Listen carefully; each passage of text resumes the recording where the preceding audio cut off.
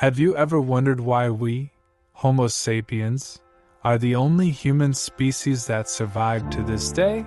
Once, Neanderthals, our closest relatives, roamed the earth, but they disappeared. What happened to them? War? Disease?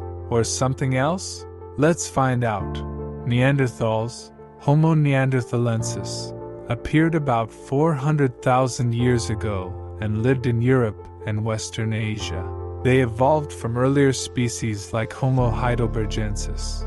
Their main settlement areas included Europe, from Spain to Russia, the Middle East, Iraq, Israel, Syria, Central Asia, Uzbekistan.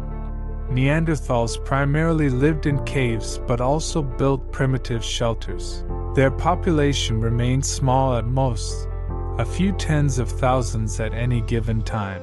Neanderthals were physically stronger than modern humans. Studies of their bones and muscle structure confirm this. A broad and massive skeleton, they were short and stocky, about 165 centimeters tall, but weighed more due to muscle mass. Thick bones indicating high physical stress, likely from close-range hunting. A wide rib cage and large lungs improving their endurance in cold environments. Large joints and powerful limbs helping them handle heavy physical tasks. Massive hands with a strong grip allowing them to hold spears and tools more firmly.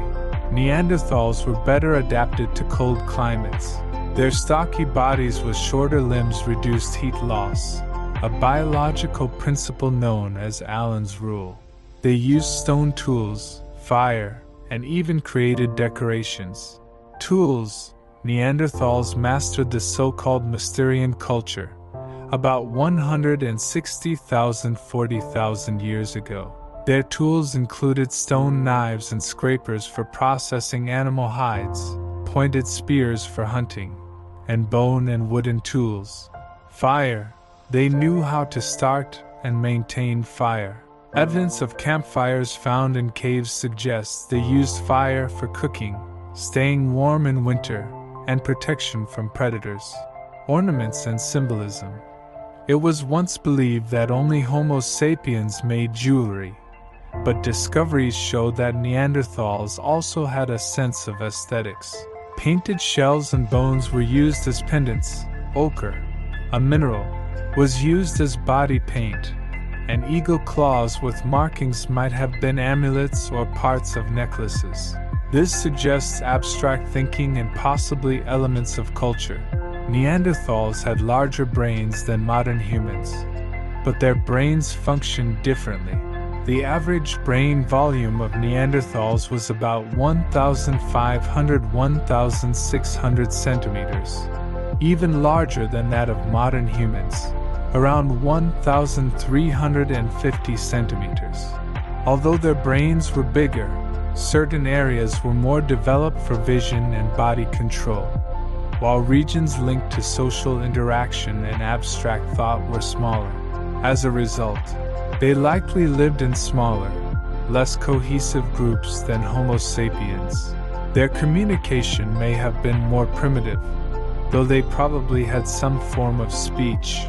They did not leave behind complex art or advanced tools like Homo sapiens did. The ability of Homo sapiens to engage in complex social interactions, develop language, and think collectively may have given them an evolutionary advantage. Neanderthals were stronger, more resilient, and more intelligent than previously believed, but Homo sapiens were more adaptable and social, which gave them the upper hand. They didn't simply vanish, part of their DNA still lives in us. About 70,000 years ago, our ancestors, Homo sapiens, began migrating from Africa into Europe and Asia. At the same time, Neanderthals were already living in these regions, having adapted to the local climate for hundreds of thousands of years. The first encounters between Homo sapiens and Neanderthals likely took place in the Middle East, Israel, Syria, Lebanon, as archaeological evidence shows both species lived there at the same time. Later, as Homo sapiens spread further, They met Neanderthals in Europe and Central Asia. The Denisova cave in Siberia even provides evidence that Homo sapiens, Neanderthals, and Denisovans, another ancient human species, coexisted. How did Homo sapiens interact with Neanderthals? Exchange of technology and culture. Archaeological findings suggest that Neanderthals began adopting certain Homo sapiens technologies, such as improved stone tools, e.g., spearheads, and more advanced hunting techniques. Some scientists believe Neanderthals may have even picked up elements of Homo sapiens language, interbreeding and shared offspring. Genetic studies show that modern humans inherited between 1% and 4% of their DNA from Neanderthals, proving that interbreeding occurred. This was discovered in 2010 when the Neanderthal genome was sequenced, revealing genetic traces in modern Europeans and Asians but almost none in Africans, confirming that interbreeding happened outside Africa. Some Neanderthal genes still influence us today, including resistance to certain diseases, lighter skin and red hair, helpful for surviving in cold climates, a predisposition to depression and stress, possibly due to differences in brain function, conflict and competition. While Homo sapiens and Neanderthals may have coexisted peacefully at times, competition for food and resources likely led to conflicts.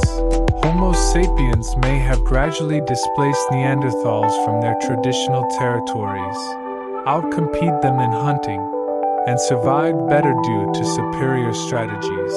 This could have contributed to the Neanderthals' disappearance. Neanderthals did not completely vanish. They blended into our ancestors.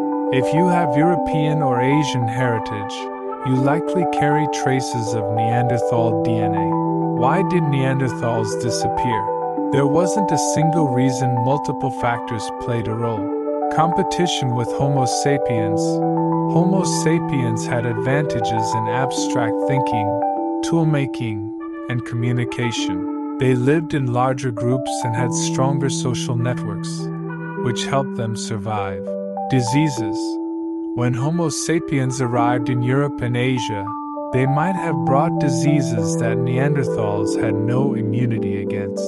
Historical parallels exist, such as when Europeans brought smallpox and measles to the Americas, devastating indigenous populations. Genetic studies suggest differences in immune system genes between Neanderthals and Homo sapiens, possibly making Neanderthals more vulnerable to infections. Climate change. Around 40,000 years ago, the climate became colder and drier, transforming forests into steppes and tundra. This drastically reduced Neanderthals' primary food sources, such as mammoths and woolly rhinos. Unlike Homo sapiens, who adapted by diversifying their diet, Neanderthals struggled to adjust. Their strong, cold-adapted bodies may have been suited for the Ice Age, but not for rapid environmental changes. Not war, but assimilation. Rather than being wiped out, Neanderthals may have gradually merged with Homo sapiens through interbreeding. Today, we carry their genetic legacy. What did Neanderthals leave us? Although they disappeared as a distinct species, Neanderthals still live within us literally. Their DNA was passed on to Homo sapiens through interbreeding, and today, all non-African modern humans carry between 1% and 4% Neanderthal genes. How do their genes affect us? Endurance and immunity. Some Neanderthal genes helped us adapt to colder climates, influencing traits like thicker skin and stronger hair. They also contributed to resistance against certain diseases common in ancient Europe and Asia. Stress and emotions.